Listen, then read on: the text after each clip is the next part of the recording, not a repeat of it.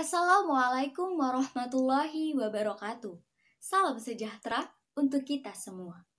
Puji dan syukur kita curahkan kehadirat Allah Subhanahu wa Ta'ala yang telah memberikan kita limpahan rahmat dan karunia-Nya sehingga kita masih dapat menghirup udara segar di masa pandemi saat ini. Tak lupa pula salawat bertangkaikan salam kita hadiahkan kepada Nabi besar Muhammad Sallallahu Alaihi Wasallam yang kita harapkan bersama syafaatnya di yaumil akhir kelak. Pada kesempatan yang berbahagia ini, perkenalkan saya Sumita Sabila dari Medan, Sumatera Utara akan menyampaikan sepatah dua kata mengenai pendidikan versus virus corona. Saudara-saudara, Ibu Pertiwi kini diruntuhkan. Dunia dalam bahaya. Manusia kini merasa terancam oleh musuh yang bernama virus corona. Virus corona tidak hanya mengancam umat manusia, tapi juga mengancam sektor ekonomi, pariwisata, sosial, agama, dan bahkan pendidikan. Pada 2 Maret 2020 silam, untuk pertama kalinya pemerintah mengumumkan 2 kasus pasien positif COVID-19 di Indonesia. Dan mulai saat itu, Indonesia mulai siaga dan berbagai kebijakan pun dilakukan demi menghambat perkembangan virus corona. Hal ini mempengaruhi segala aspek kehidupan manusia, salah satunya pendidikan. Akibatnya, banyak perubahan terjadi dari proses belajar tatap muka ke belajar online atau yang biasa kita sebut daring. Berbagai fasilitas online pun dimanfaatkan seperti Zoom, Google Classroom, Google Meet, dan yang lainnya. Ini merupakan tantangan tersendiri untuk kita semua. Guru, siswa, orang tua dituntut untuk bisa menghadirkan proses pembelajaran yang aktif walaupun dilaksanakan di rumah masing-masing.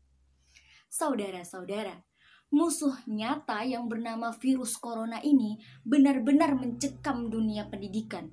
Di tengah pandemi ini tidak ada lagi pembelajaran di ruangan kelas, yang dimana hal ini dapat menurunkan semangat para pelajar di Indonesia. Beberapa murid dan mahasiswa juga merasakan bahwa pembelajaran dari rumah terasa lebih berat dari sebelumnya. Berdasarkan riset yang dilakukan oleh The Conversation, beberapa orang tua dan murid menyarankan agar PJJ tidak terbatas pada pemberian tugas saja, tapi sesi penyampaian materi juga harus diperbanyak. Lalu, dilansir dari UNICEF, meningkatnya waktu murid dan bersosialisasi cara online di internet dapat meningkatkan resiko berbahaya nih, khususnya pada murid SD dan juga SMP. Beberapa resiko tersebut antara lain cyberbullying, juga konten negatif yang tersebar di internet berpotensi membahayakan anak. Namun, kemirisan yang pantas menjadi perhatian adalah saat semua jenis pembelajaran dari rumah secara online, besar kemungkinan terdapat kesenjangan dari segi fasilitas. Banyak murid yang selama ini bergantung pada fasilitas yang disediakan oleh sekolah dan juga kampus.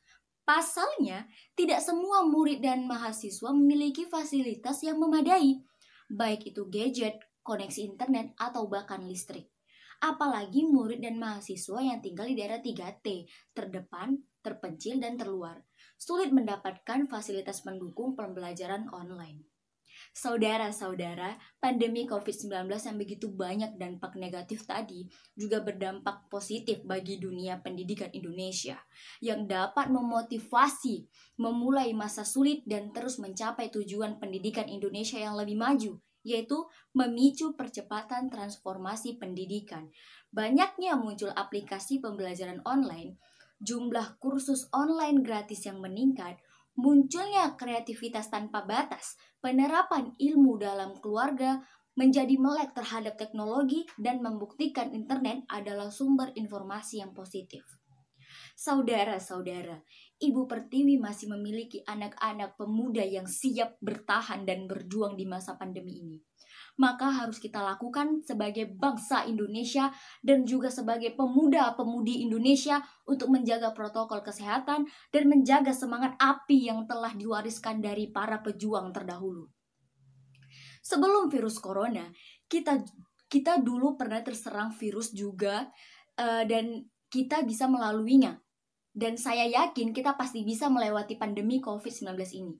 Pandemi bukanlah penghalang untuk kita terus semangat berpendidikan, sebab pemuda-pemudi bangsa Indonesia adalah pemuda yang bermental penjuang. Yang harus diingat adalah pelaut yang handal tidak lahir dari laut yang tenang, tetapi pelaut yang handal itu lahir dari lautan yang penuh dengan badai. Dan badai corona ini tentu memberikan sejuta hikmah untuk kita semua. Sekian dari penyampaian saya, mohon maaf saya ucapkan dan terima kasih saya atas kesempatannya. Orang bijak tidak akan hanya mendengar, namun ia akan mengambil pesan dari apa yang ia dengar dan bergerak untuk menerapkannya.